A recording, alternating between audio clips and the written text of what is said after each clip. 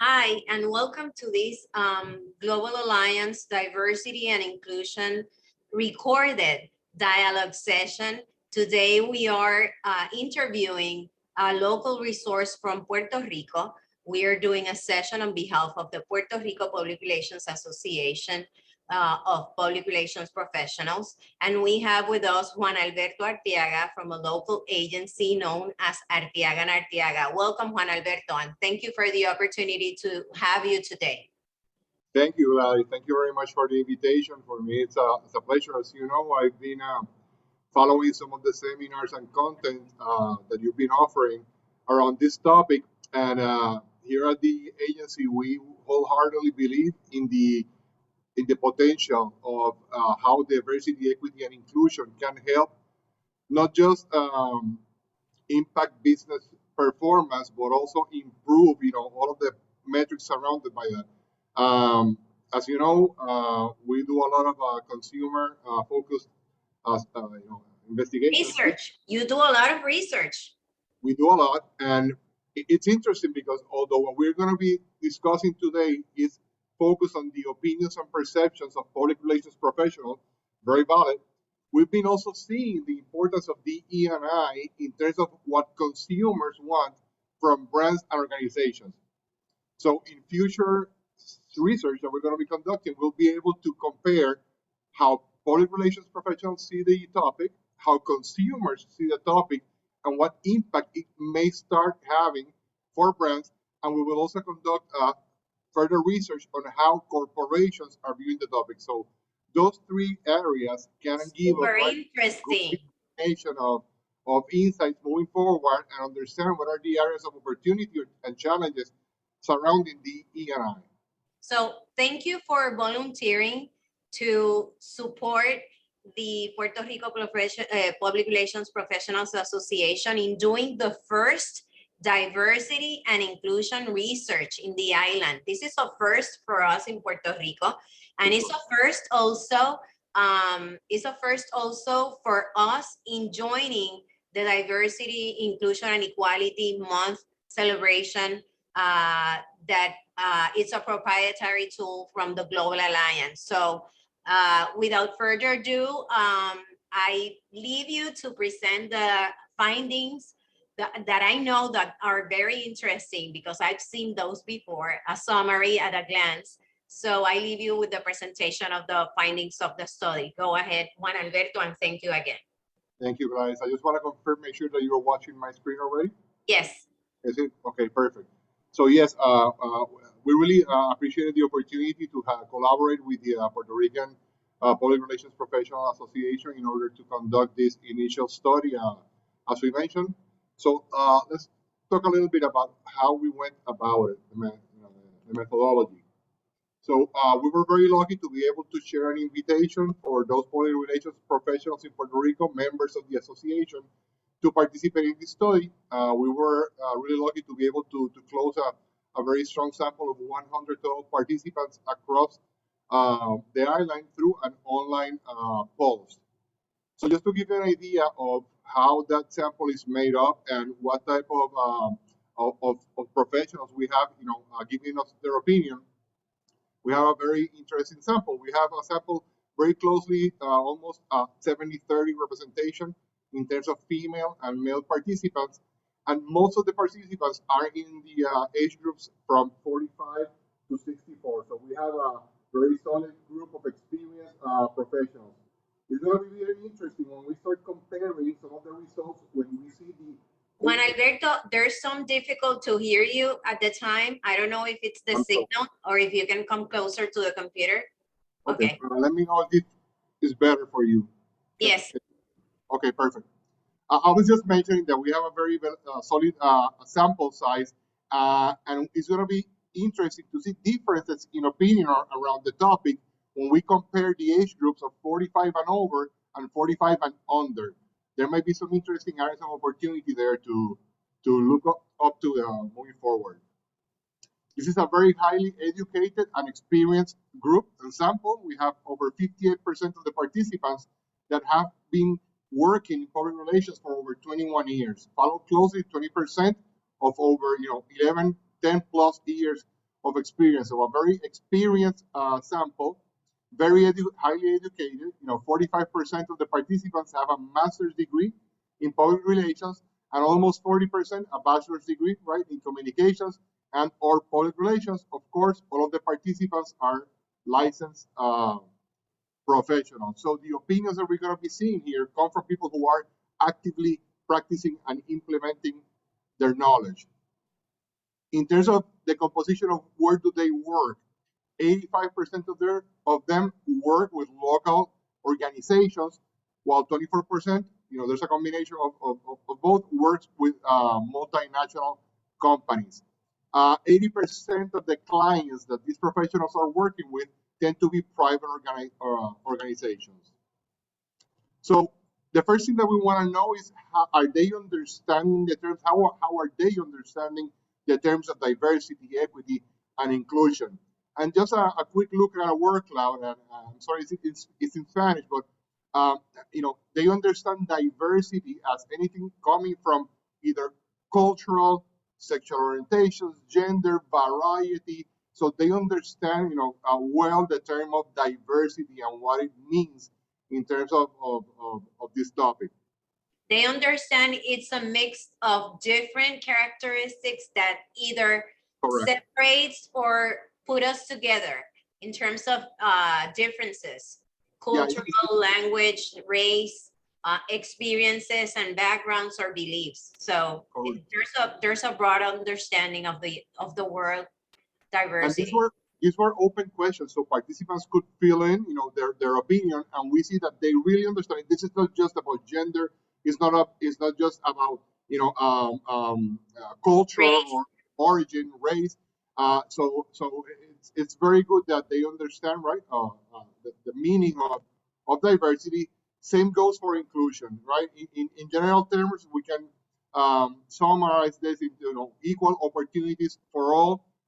So that is also well understood and present. So in terms of, we asked them, do you understand that the public relations profession has integrated the principles of DE&I into its practice? So 65%, that's very good, understand and say that yes, the principles are being implemented and worked upon through the profession, but we still see a 35% who believe that there's still opportunity there to incorporate topics or tactics or strategies around education, around DE&I. There's still an opportunity. I see there. There's still an opportunity to grow. So we asked them, what actions are you taking as a public relations professional to drive initiatives or programs promoting DE&I? And this is where we see that although we are starting to implement and we're implementing, we are still probably scratching the surface, because the top two mentions include supporting organizations and brands that promote diversity and inclusion. That is a very personal decision, right? The second most mentions, for this 61%, is the use of inclusive language. But when we look at recruitment of staff from underrepresented communities, participation in group, there's still ample opportunity. So we understand the terms, we know it is important, but we're still scratching the surface. There's a lot of opportunities there still. So we asked our professionals, have you worked on diversity and inclusion projects for your employers? And it's good for your employers or organizations. And yes, 57% tell us that they have worked on diversity or inclusion projects. And it's interesting when we compare the whole sample, 57%, when we do a deep dive into the people or the participants who are millennials or Gen Z, 76% have worked on DE&I projects. So this automatically brings us an area of opportunity in terms of, if we need to further understanding communication, tactics, implementation, there can be a very interesting when we mix in age groups to provide or promote strategies and tactics around this topic. So that was a very interesting finding. Still, DE&I it's sort of a relatively new topic, right? Uh, we do have 33% of them that tell us that they have been working on this for over 5 years. But if we look at 4 to 5 years and just 1 year, we see a rising percent or trend towards the today. So what this tells us is that right now this is a hot topic. It's going to become increasingly important, probably because more consumers are also demanding, and we do consumer research, often, every day, and consumers are telling us, I want to have relationships with brands that understand my ambitions, that support my ambitions, that understand diversity, equity, and inclusion. So once those consumers start impacting or possibly impacting brands, we could really have an area of either a threat or an area of opportunity for those organizations who are or are not implementing tactics around DE&I. Interesting. Consumers would like to identify with companies and brands that represent them, that understand them in the same way that you were expressing. And this is an increasing trend, as well. We are polling, constantly, and we've seen this grow, especially in the past 4 years. So this is going to be an important topic, definitely moving forward. So we as professionals, the diversity and inclusion programs that you have worked or implemented for your employees are internal, external, or both, right? Okay. Internal facing, or client, or outside facing. So 55% tell us that they have worked on both internal and external. 31% are strictly external, but it surprised us that, because you would think that a company would start its D&I practice from within, right? From the core, and move outside. If you practice it, if you believe it, it's going to be easier to from the inside out. From the inside out. But yet, and this worries me a little bit, I don't have the data right now to say this as a fact, but it's a hypothesis. We are working on projects for external publics, but we're not necessarily implementing or believing within the organization. So that's also an area to watch out, or an area of opportunity. Which is too bad, because employees and internal stakeholders are the first ambassadors of the company or the brand. They're the true believers that go out and move the reputation of the company or the brand, because they are the ones that feel that first impact of what are the corporate values and the purpose of the brand or the company. So it's a finding that, in the same way that you say, we should look into deeper. And a possible symptom, we can see it in the next slide. Because when we ask them, in your experience, what is the level of priority that your clients give to implementing diversity, equity, and inclusion programs? Well, 36% of their clients see it as a priority, but that means that 64% are not necessarily considering implementing DE&I programs as a priority in their organizations. We see a 42% as average importance, but we still see low, 13%, very low 4%, and it's not a priority, 5%, right? Wow. So there we are seeing, probably why internally it hasn't taken, the weight that it should, but we are trying to project outwardly. And we know that if we don't practice and believe, trying to project outwards can bring problems later, because consumers can see through the veil. And consumers are not dumb. They see if companies and brands are acting genuinely on their beliefs, and if there is a huge gap or an abysm between what they say and what they do. So I don't know. Companies should reflect on these findings. There's much opportunity here. Agree, totally agree. So, but for public relations professionals, they understand, 73% of them understand and know. Even 26% believe it's very important, 73% very important, that DE&I it has a direct impact on corporate reputation. So as you know, and moving forward, as consumers start demanding and basing their selection of which type of products, companies, or services they're gonna decide to have a relationship with, we are seeing the importance of these topics increasing.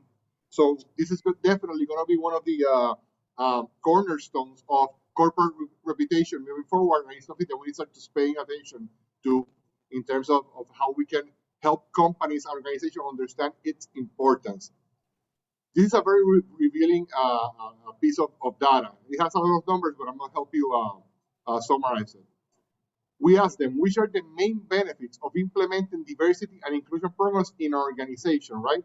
Uh-huh. So the top two boxes, dominating with 58%, it increases an organization's reputation, followed by increase in employee engagement and trust, and recruitment of a larger talent pool with 37%. But if we see to the far right, the lowest mentions were attributed to increasing an organization's profitability, increasing in employee performance, and improved business innovations. Those three on the right side probably impact bottom line the most. So if we have consumers who are starting to see DE&I as something important, we have corporations trying to show that they're doing something, but maybe not necessarily believing in it. Unless we can help them understand the impact that this can have in bottom line for their businesses, I don't see that's what's gonna take us to the next layer, next step in terms of understanding and implementation. Wow. And this is quite important. I see that obviously as an area of opportunity. And this is, there's another question that helps us understand that this might be happening, because we asked, all of the participants, what are the main challenges for implementing a DE&I program in an organization? And 74% say management involvement. There you have it. There's a barrier. There's a huge barrier because we still need to educate the C-suite or the top management or the board of directors, decision makers, clients about the importance of DE&I. And there's a lot of research showing the importance of these pillars on business performance, on business reputation, on trust. So yes, there is an impact directly on reputation and business performance, and we need to educate our clients and our bosses about the importance of getting these into the strategic plan of the company or the brand, integrating it, and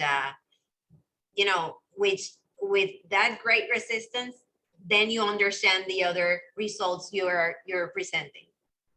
And I think that's, it brings to light a higher role for public relations professionals. We are the ones to build that bridge. So how do we go about, closing that gap of, I know this is really important. It's good to communicate that we believe in this, but what are we doing about it? So, I think there's a lot of opportunity today in terms of education and helping management understand that there will be impacts to their results, their bottom line, and even more so moving forward as this becomes even more important to, assessing a brand's or corporate's reputation. Exactly. Also, we asked public relations professionals, are there people or companies who are doing this right? And many mentions, that's very good. T-Mobile and Google seem to have, the top mentions among participants in terms of companies that get it and are doing it right. But, when the third most votes go to can't remember and don't know, there's an area of opportunity. So, kudos to all of the companies that are doing something about it. But I think that what we're seeing here is there's a lot more that can be done. And this was an open question. So people responded top of mind.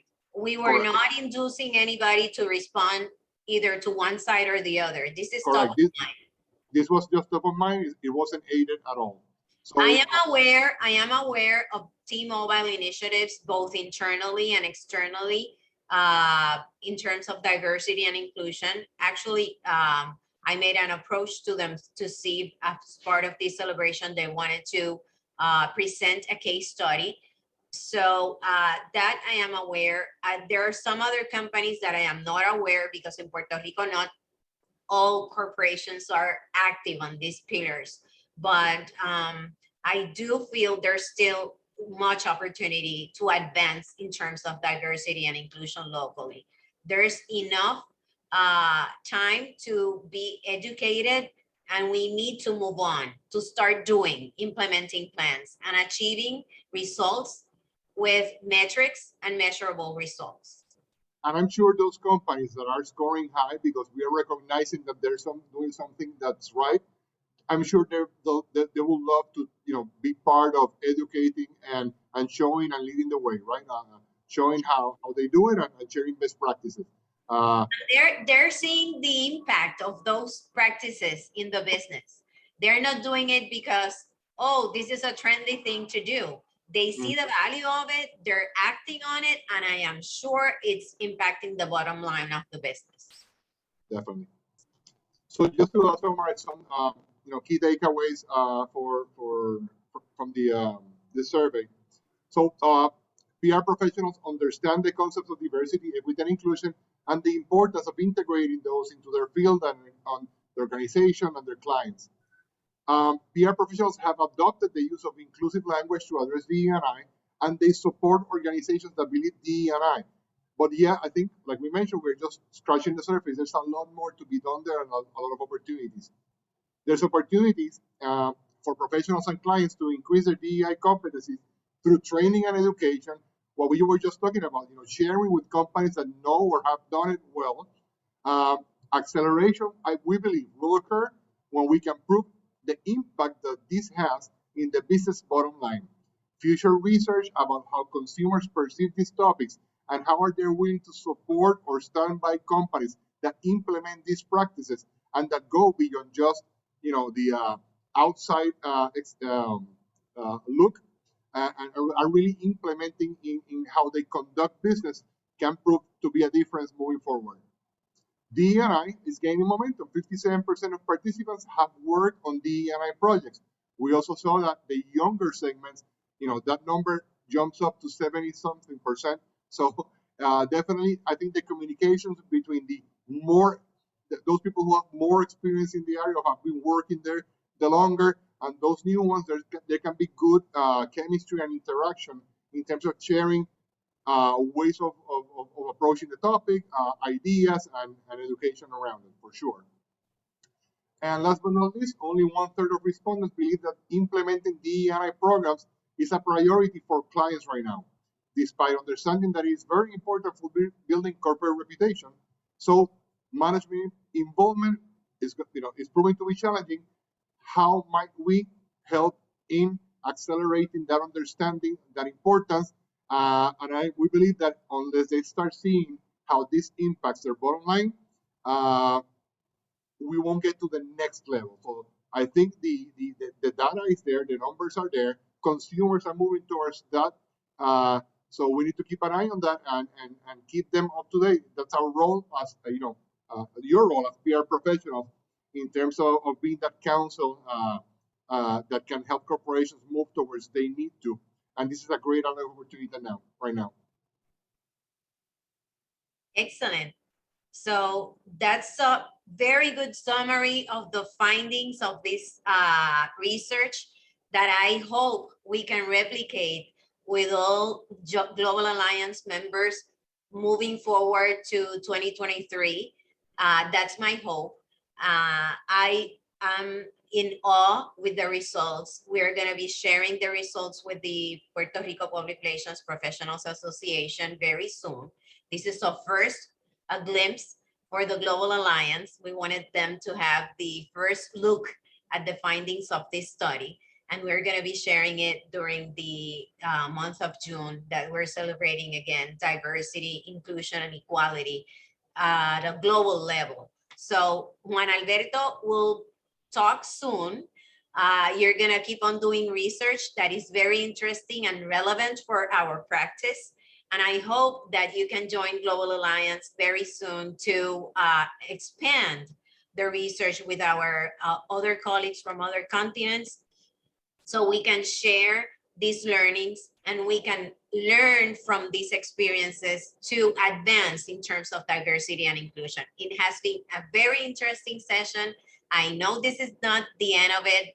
Rather, on the contrary, it is the first of many conversations to come. So we appreciate both your volunteering to do this research.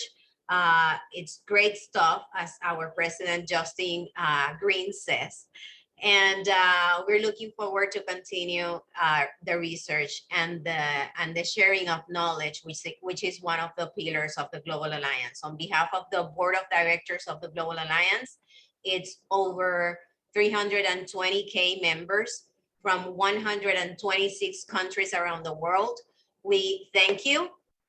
And looking forward to keep the conversation going on these very interesting topics. See you soon. Gladys, thank you, and thank you for the Global Alliance for this opportunity, and we are ready to assist and help in further research. So thank you very much, and have a good day. Thank you, Juan Alberto. Take care.